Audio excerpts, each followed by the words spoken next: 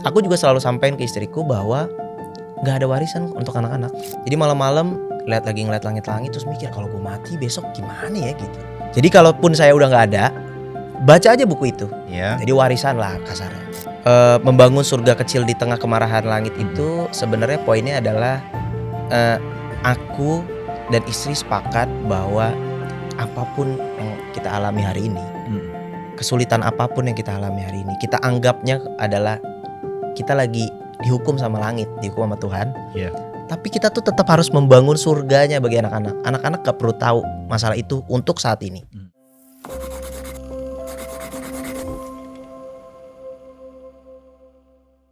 Halo, kita ketemu lagi di podcast Singkat Berita atau podcast Siber. Saya Bayu Sutiono.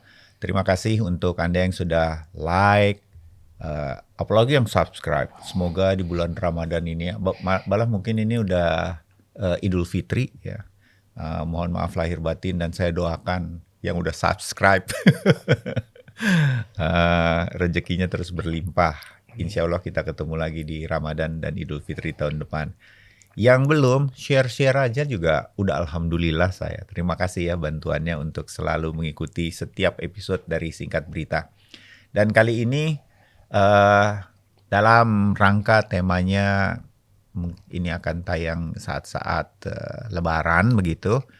Orang tua dan anak tuh kalau Lebaran jadi dekat lagi. Kotanya mungkin tinggalnya jauh jadi dekat lagi. Ada yang mudik atau ada yang orang tuanya justru mendatangi tempat tinggal anak-anaknya, kota tempat tinggal anak-anaknya. Pokoknya suasana orang tua dengan anak-anaknya tuh akan terasa. Ada yang sudah kehilangan orang tuanya, ada yang sudah kehilangan putra atau putrinya, juga tetap dekat lagi dalam doa. Amin, insya Allah begitu. Nah, di episode kali ini saya mau mengundang teman saya yang ternyata sudah bikin, jadinya sekarang udah buku dalam bentuk digital. Saya di-share sama dia, saya baca, bukunya nggak panjang, tapi relate banget sama saya sebagai seorang ayah untuk 2 orang putri. Dia ayah dari 2 orang putra. Saya tertarik untuk kemudian buku ini saya share di podcast Singkat Berita. Selamat datang dan terima kasih untuk Ahmad Hidayah. Thank you Mas Bayu udah diundang. Kita bahasnya bukan politik. Biasanya kan kalau di program ini saya bahas politik. Tapi hari ini kita bahas juga kita bahas politik. Bosan. Tapi kita ngomongin parenting dari sudut pandang bapak-bapak. Ahmad Hidayah nih nggak jauh-jauh dari Singkat Berita kan. Suka lihat kan. Singkat Berita tuh ada 2 cowok. Saya bawain podcastnya. Ada monolog Ahmad Hidayah. Terus ada 3 perempuan. Bawain berita-berita yang paling ngetren dalam 1 minggu. Nah itulah Singkat Berita selama ini. Mat, nggak nyangka bikin buku seperti gue bilang tadi relate banget. Niat banget lu jadi ayah ya.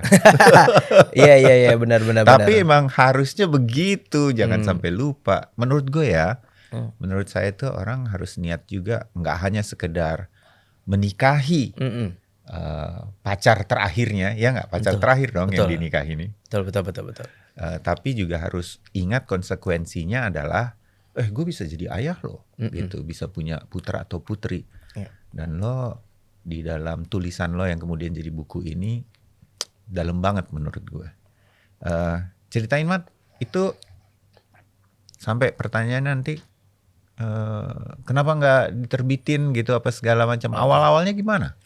Awalnya tuh Mas nggak sengaja. Jadi lagi tidur gitu malam-malam mau tidur gitu. Biasanya kan kita bengong-bengong ngeliat langit-langit. Terus mikir kalau gue mati besok. Ini udah punya 2 anak nih. Udah punya 2 anak. Udah punya 2 anak cowok. Tadi Mas Bayu udah bilang juga yang paling gede tuh usia 5 tahun, yang kecil usianya 2 tahun. Dua-duanya cowok nih kan? Cowok dua-duanya. Malam Arka yang pertama, Aksa yang kedua. Betul. Jadi malam-malam ngeliat langit-langit terus mikir kalau gue mati besok gimana ya gitu. Kepikiran. Ini nggak ada apa-apa tiba-tiba aja kepikiran. Nggak ada. Emang kita kalau mau tidur kan suka ngayal-ngayal aneh-aneh tuh. Tapi kepikiran takut matinya. Tapi ketika pertanyaan itu muncul ke diri saya nggak ngelihat takut akan diri saya. Misalnya masuk neraka atau apa, enggak. Yang saya khawatirkan justru keluarga saya, terutama anak-anak. Karena bagi saya, masa sih saya nggak ngelihat anak saya nanti di pelaminan? Oh, oke. Masa sih saya nggak ngelihat anak saya megang piala basket yang dia sukain selama ini? Masa sih saya nggak ngelihat dia wisuda? Itu tuh muncul di kepala saya.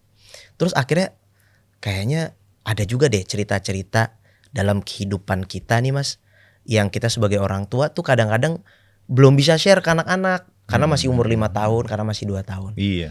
Kalau gua nggak ada, cerita itu nggak akan pernah nyampe loh ke mereka. Hmm. Akhirnya aku pikir, ya udah deh, ditulis aja gitu.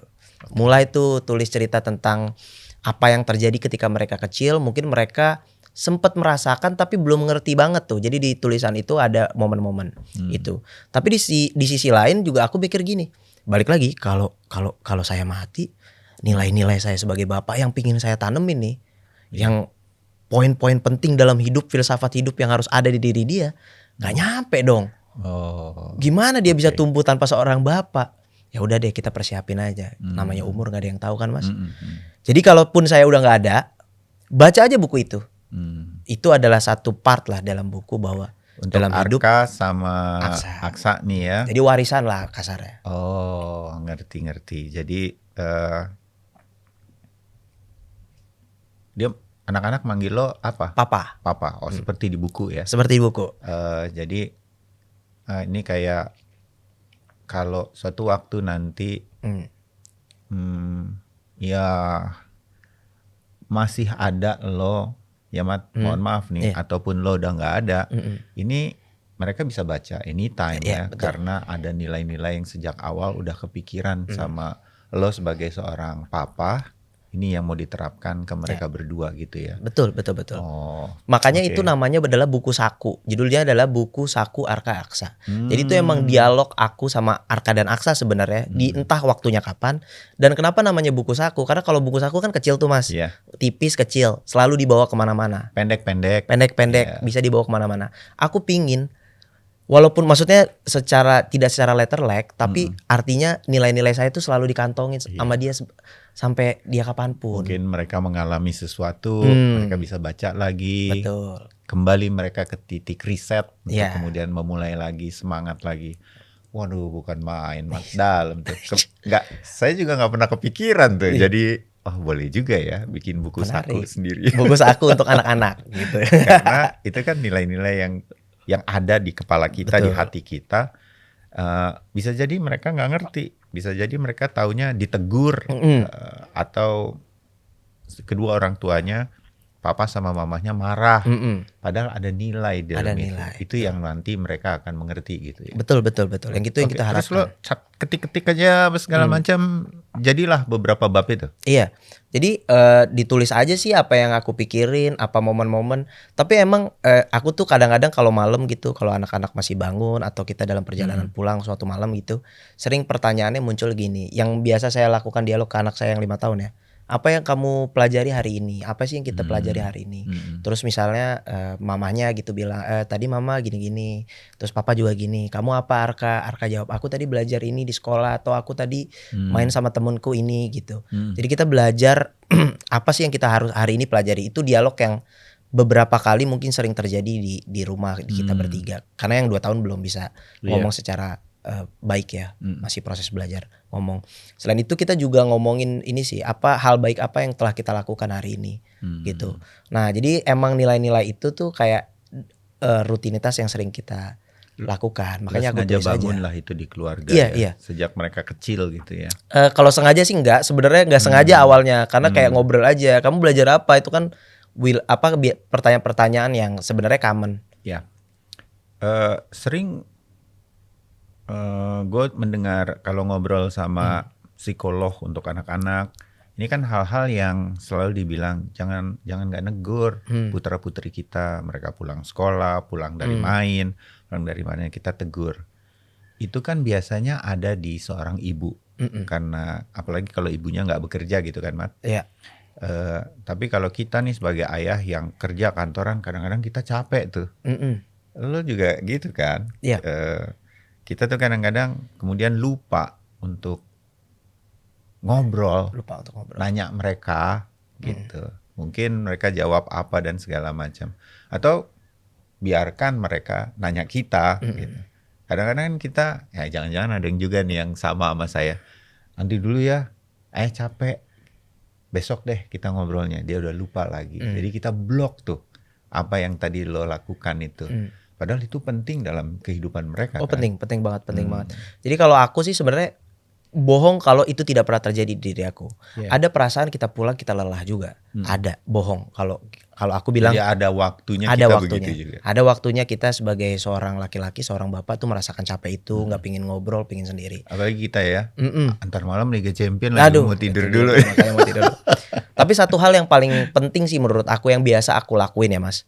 Jadi kalau yang aku lihat tuh aku perhatiin persoalan dalam rumah tangga, khususnya ke istri atau ke anaknya, itu bisa terjadi karena apa yang terjadi di luar rumah dibawa masuk ke dalam rumah. Nah, ketika misalnya datang nih, di kantor lagi dimarahin sama bosnya, terus ada tekanan dari teman-temannya, target atau segala macam, pulang ke rumah hal-hal yang sepele bisa jadi sensitif. Iya. Jadi perebutan berantem rumah tangga, ribut gitu rumah tangga, termasuk sama anak yang kadang-kadang karena dia apalah biasanya gitu bisa menimbulkan emosi. Nah cara aku adalah ketika aku pulang, aku nggak langsung pulang kantor Mas. Dari itu misalnya ngeteh dulu atau ngopi dulu, Biar cooling down. Nyampe rumah pun sebelum masuk pintu rumah, aku tuh udah diem dulu, mungkin melakukan ritualku 5 menit aja, langsung ngerubah nge-switch diri gitu. Kalau di kantor kita karyawan, kalau di kantor kita pekerja, tapi pulang ke rumah kita bapak, kita suami. Jadi dirubah, pindah dulu ya. Switch dulu. Mau jadi papa dulu nih buat anak-anak, mau jadi suami dulu. Betul. Buat istri. 5 menit aja rest sebelum masuk rumah. Menarik juga, jangan langsung pulang itu begitu ya. Iya. Tapi banyak teman gue nggak langsung pulang kayak lo, tapi pindah ke tempat lain. Itu juga switchnya terlalu lama tuh. Kelamaan gitu ya. Bisa sampai subuh biasanya. Gitu. Gue mau dari buku digital yang lo share, gue merasa langsung relate. Tapi ada beberapa hal yang kok sampai kepikiran ya, gitu. Dari seorang, kita kenal udah cukup lama kan, Mat. Biasanya kita banyak bercanda gitu. Wah, ini bapak-bapak banget ya, Mat ya. Salah satu di bab awal tuh lo kasih judulnya menjadi papa 100%. Iya. Kenapa tuh? Menurut gue itu penting tuh. Banyak orang yang jangan-jangan lupa. Wah, gue semangat untuk menjadi seorang suami dari seorang istri. Tapi lupa di titik, lo bisa jadi bapak lo bisa jadi ayah, lo bakal menjadi seorang papa. Ceritain Mat, lo sampai segitunya di bab itu. Jadi sebenarnya itu berkaitan dengan apa yang aku alami. Karena aku lahir dari keluarga yang tidak utuh. Jadi di usia 5-6 tahun ibu dan bapakku bercerai. Terus aku tinggal sama ibuku, tapi mungkin 3-4 tahun kemudian ibuku menikah lagi dengan bapakku yang sekarang. Nah, setelah cerai itu sebenarnya aku tinggal sama kakekku. Jadi kakek dan aku panggilin opa, sama nenekku Andung panggilannya. Jadi mereka sosok orang tua yang aku kenal selain ibuku adalah 2 orang ini. Bahkan 2 orang kakek dan nenekku inilah yang hidup bertahun-tahun sama aku dibandingkan ibu kan. Nah, di saat itu aku nih anak laki-laki yang merasa bahwa sosok bapak nih apa gitu. Sosok bapak nih kayak gimana sih gitu. Nah, ketika aku menikah dan ingin jadi bapak tuh aku mikir kayaknya dulu sepi ya. Waktu itu sih nggak ngerasa ya, karena belum sampai sedip itu. Tapi setelah aku udah mulai jadi bapak tuh aku kayak gue nggak mau anak gue ngerasain, apalagi anaknya cowok, seperti yang gue rasain dulu, sepi, nggak punya teman ngobrol. Walaupun ada opa nih. Walaupun ada opa. Tapi itu kan opa. Beda, tetap beda rasanya. Gue pingin jadi, dan opa tuh walaupun aku bisa bilang bahwa dia seperti sosok ayah sama aku, tapi dia tuh kaku. Tipe kakek-kakek yang dia dulu kan orang politik ya, orang Golkar. Jadi tiap hari tuh kita ngebahas politik mulu di meja makan. Nah, disitulah tuh yang sebenarnya kok dialognya gini ya gitu. Bagus sih, aku jadi Tapi pantas kita kalau ngobrol politik lo nyambung banget ya. Itu dari kakek. Opa tuh ya. Dari opa. Setiap makan malam pasti. Oh iya? Iya, aku boleh kemana aja, asalkan makan malam pulang ke rumah untuk diskusi Wow. gitu. Jadi kalau pagi-pagi kita takut langsung baca koran tuh Koran biasanya nih zaman dulu. karena takut ditanya. Nah, dialog yang satu arah lebih ke arah sebenarnya nanya tapi buat ngonter doang sebenarnya tuh kakek aku saat itu. Dialog yang ditanya, "Kamu kabarnya gimana hari ini? Kamu baik-baik aja nggak?" Itu tuh nggak pernah terucap. Aku kangen sebenarnya ditanyain, "Kamu baik-baik aja nggak sih hari Maka ini?" lo counter sekarang Iya. waktu lo jadi papa Iya. tuh. Aku tahu perasaan Nggak kesepian pernah itu. dapet itu. Nah, yang betul. jadi lo lakuin untuk anak. Anak-anak gitu sih. Ya balik lagi dengan apa yang aku alami, Iya. justru outputnya gitu ke anak-anak. Jadi lo niat gitu ya. Betul. Berupaya semaksimal mungkin jadi papa 100%. Jadi papa 100%. Walaupun nggak ada yang akan sempurna Iya, pasti, tapi kita berupaya. Weekend lo udah pasti untuk anak-anak. Nah, ya? untuk anak-anak udah pasti. Kalau teman-teman ngajak ngumpul weekend, aku biasanya agak-agak tolak kecuali kalau urgent banget.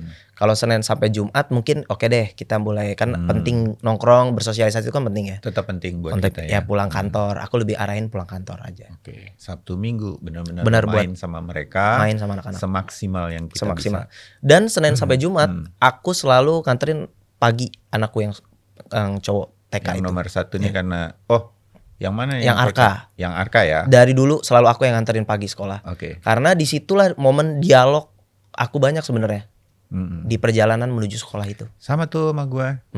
Kalau gue mau ngobrol sama anak-anak gue anterin mereka. Dan ada aja yang kemudian muncul. Iya, Walaupun iya, cuman satu topik, Iya. kita ngebahas rumah ke sekolah nggak jauh. Tapi opennya tuh justru di situ. Di situ menariknya. Iya, iya. Oke. Sedikit Cobain mungkin deh. berapa menit Ini ya. saya sama Ahmad ternyata sama nih dari sisi ini ya. Obrolan yang berkualitas itu penting juga kan. Iya, pokoknya kadang-kadang mereka memberanikan diri mungkin karena cuman berdua, Iya. dia nanya di situ atau saya yang mulai gitu. Karena pengen nanya sesuatu. Iya. Mulai sekarang kan mereka udah punya pacar atau belum. Mereka mau jawab kalau cuman berdua. Kadang-kadang ada hal-hal yang mungkin cuma bisa diceritain ke bapaknya deh gitu kali ya. Dia mau nanya kalau dia pacarnya kan cowok nih, dia mau tahu cowok tuh begini ya gitu. Nah, mungkin benar. Jadi gue berasa jadi sumber banget. Cobain kalau nggak percaya. Oke, Mat, gue mau masuk lagi ke bab-bab berikutnya. Boleh, Ada Mas. 2 bab yang menurut gue tuh berhubungan gitu, nyambung ya. Karena memang berdekatan. Yang satu, membangun surga kecil di tengah kemarahan langit. Lo sama istri lo mengalami sesuatu di situ. Yang menurut gue, wah gue juga pasti panik sih, Mat. Ada sih soal finance untuk masa depan yang bubar begitu aja. Habis itu lo bilang landak yang berpelukan. Oke. Kayaknya tuh relate antara dua hal itu. Lo sama istri lo malah jadi sulit berkomunikasi. Ceritain, Mat. Dan kenapa ini kemudian lo masukin di Buku. catatan lo atau buku yang tujuannya untuk anak-anak? Oke. Membangun surga kecil di tengah kemarahan langit itu sebenarnya poinnya adalah aku dan istri sepakat bahwa apapun yang kita alami hari ini, kesulitan apapun yang kita alami hari ini, kita anggapnya adalah kita lagi dihukum sama langit, dihukum sama Tuhan. Iya. Tapi kita tuh tetap harus membangun surganya bagi anak-anak. Anak-anak gak perlu tahu masalah itu untuk saat ini. Tapi aku berpikir kayaknya dia perlu tahu deh apa yang kita alami. Oke. Ketika kita lagi berjuang itu. Maka Makanya aku tulis. buku ini kan untuk masa depan Ya. mereka ya.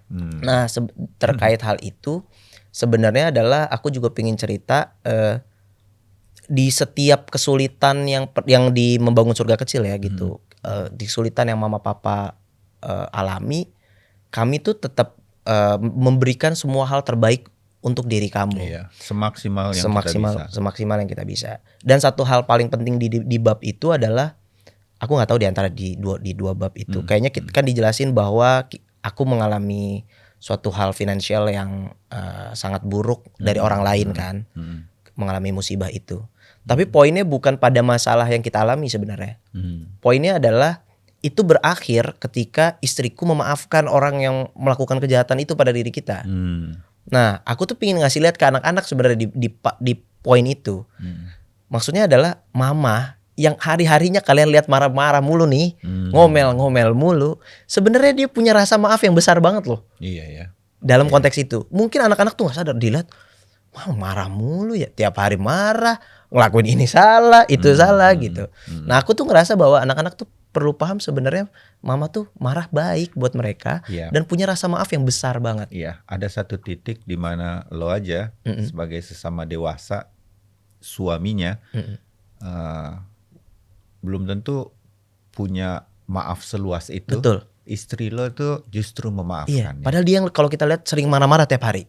Tapi justru ternyata dia yang paling sering memaafkan. Dan lo pengen anak-anak lo tahu. Paham gitu ya. itu. Oke. Nah yang selanjutnya soal landak yang berpelukan. Jadi aku menganalogikan nih ada 2 orang landak kan tajam-tajam tuh durinya. Kalau dia mau pelukan kan justru saling melukai. Iya. Nah aku mungkin mengalami hal yang sama. Ada momen di mana pernikahan aku tuh nikah tahun 2018. Berarti sekarang ini udah 8 tahun pernikahan. Di momen pernikahan tuh yang bahkan berkomunikasi aja menjadi sulit, Mas. Kita ngomong apa nih, kadang-kadang ego yang muncul ribut. Padahal kalau kita pikir-pikir sekarang gak penting-penting amat dah tuh ributnya gitu.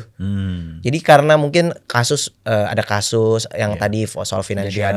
ada faktor-faktor yang membuat lo berdua yang biasanya biasa-biasa aja, semua oke aja. Ini ngobrol sesuatu yang simple bisa jadi ribut. Jadi quarrel gitu Iya. ya. Jadi ada debat Ada yang debat. nggak penting gitu. Betul.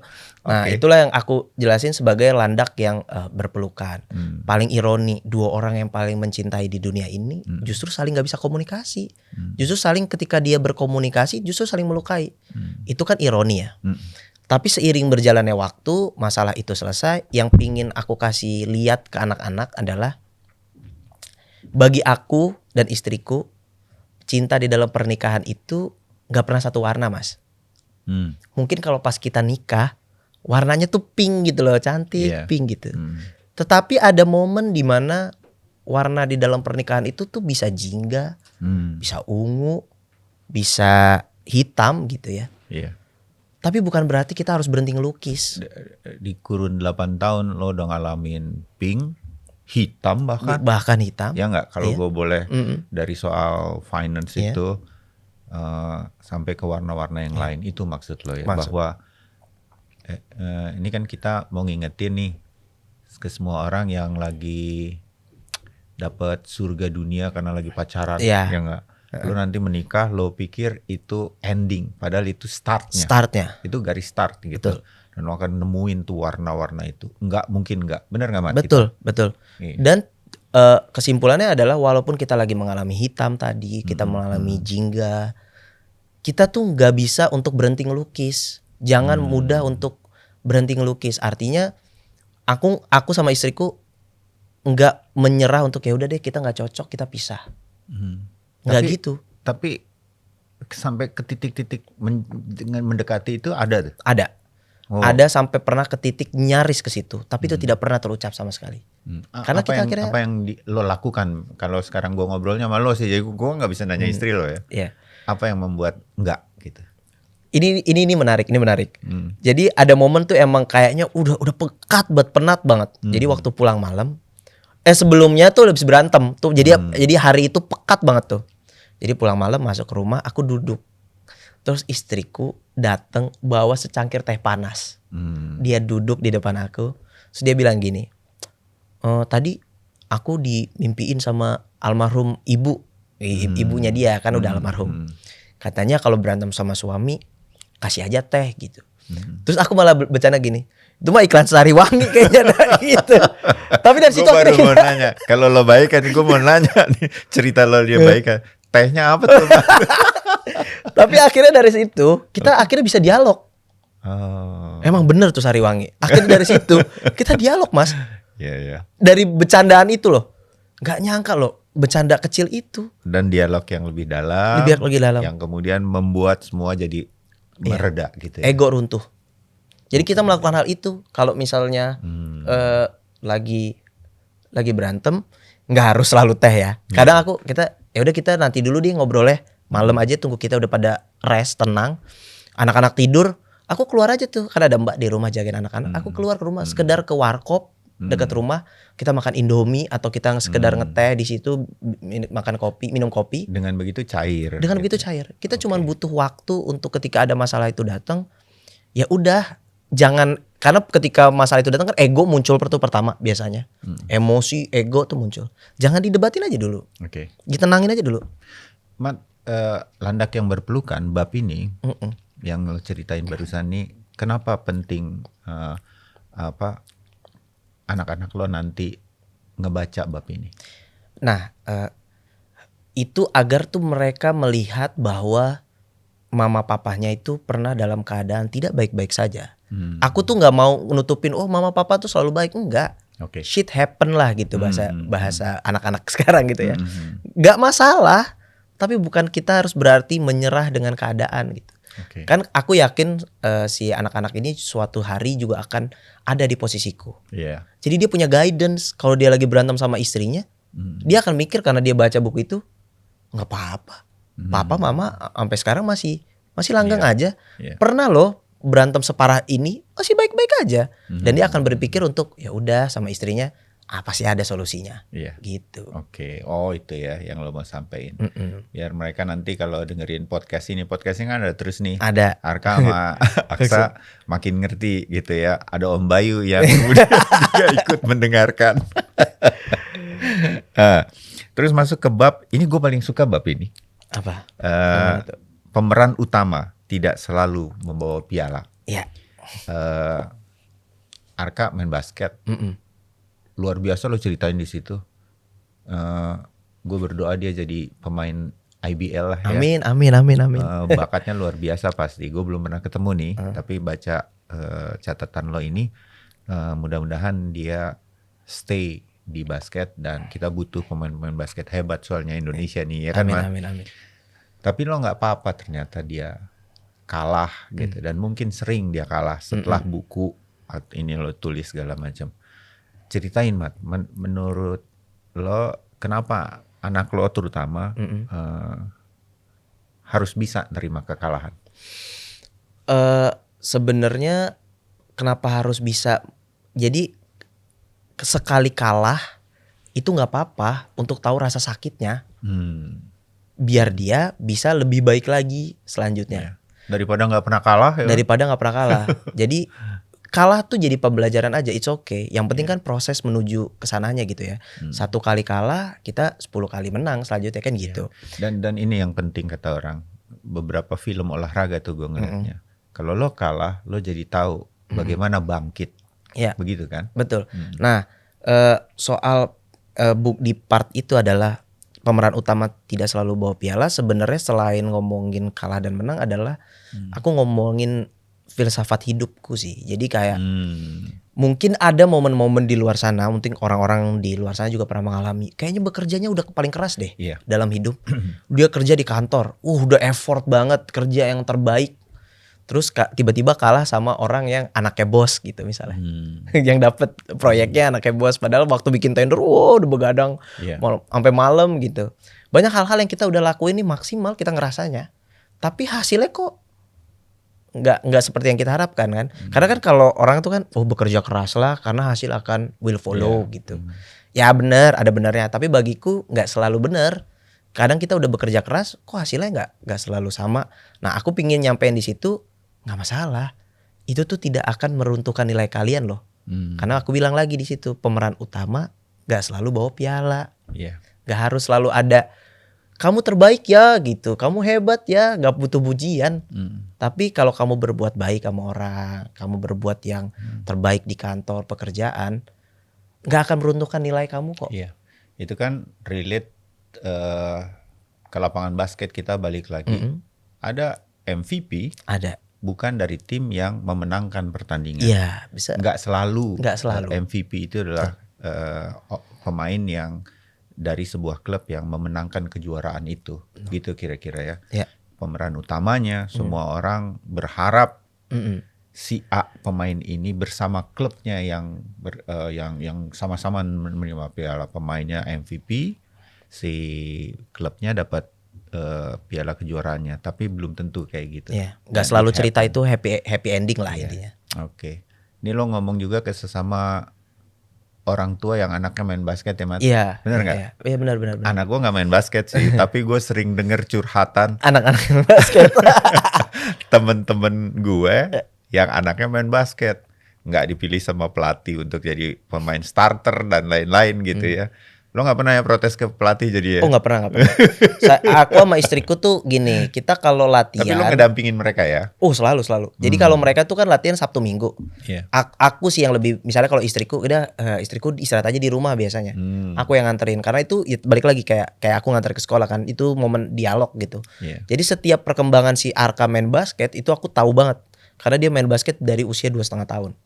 Jadi aku tahu banget. Nah, aku tuh nggak pernah direct langsung misalnya kayak jarang ya, mungkin kadang-kadang suka terucap tapi berusaha untuk enggak.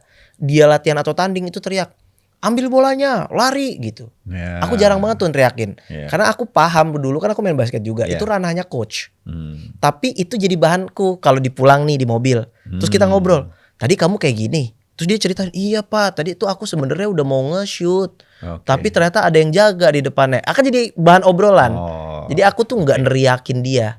Karena menurutku gini, kalau di latihan dia mengambil keputusan salah, oke, itu latihan. Yeah. Jadi sehingga ketika dia nanti pas tanding dia tahu pengambilan keputusan. Basket itu filosofinya itu sih menurutku Mas. Yeah. Pengambilan keputusan kita tuh penting banget untuk tahu kapan harus lari, kapan harus ngoper. Setiap olahraga kayaknya ya.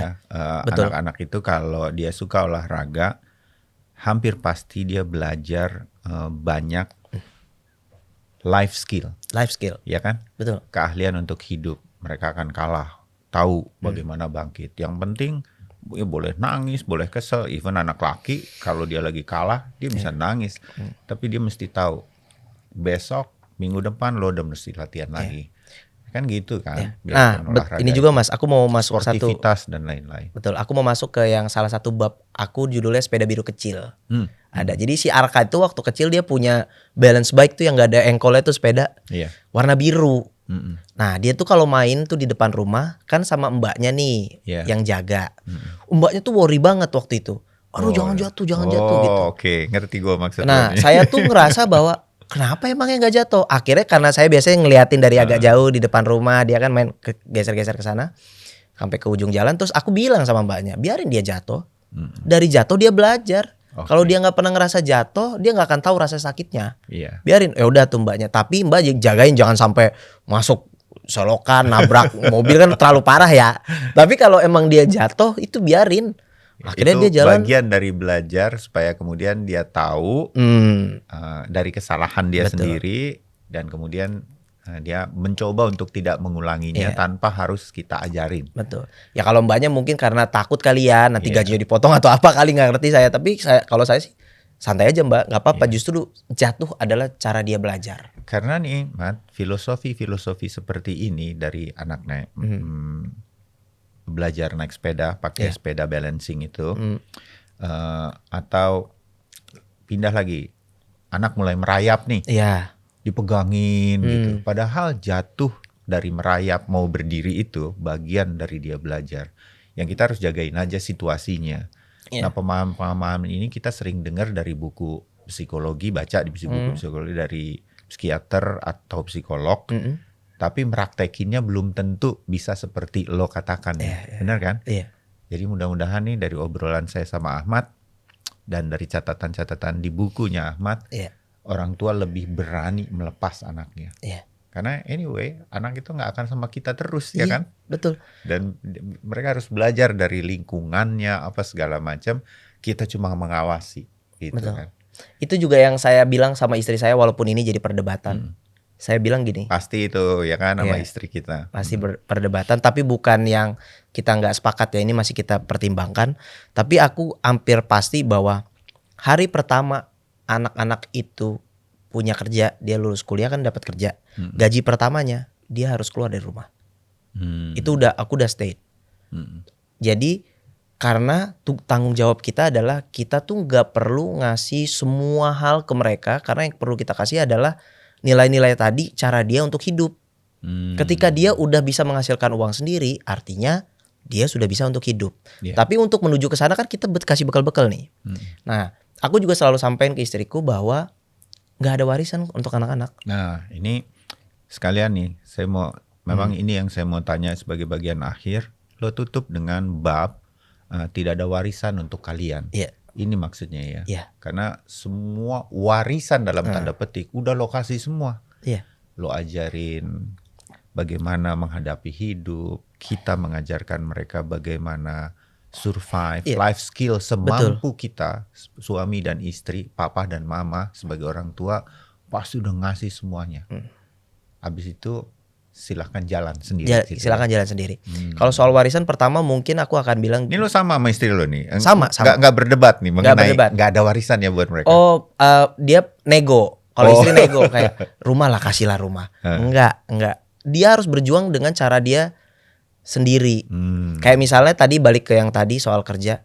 Kalau dia nih Mas terbiasa untuk gaji pertamanya dia harus keluar rumah. Berarti dia harus terbiasa sandang pangan papan tuh beli sendiri. Oke. Kalau dia di rumah, dia rumah udah ada, gak perlu bayar, udah ada di rumah papa mama. Mau makan, mama masak. Gak terbiasa. Kemandirian mereka ada ketika mereka hidup sendiri. Hidup sendiri. Jadi walaupun waktu dia belum nikah tapi udah kerja, dia udah terbiasa untuk sandang pangan papan tadi itu dia spend gak dari Minimal gajinya. dia harus kos lah. Minimal dia harus kos. Ya nggak Mat ya. Betul.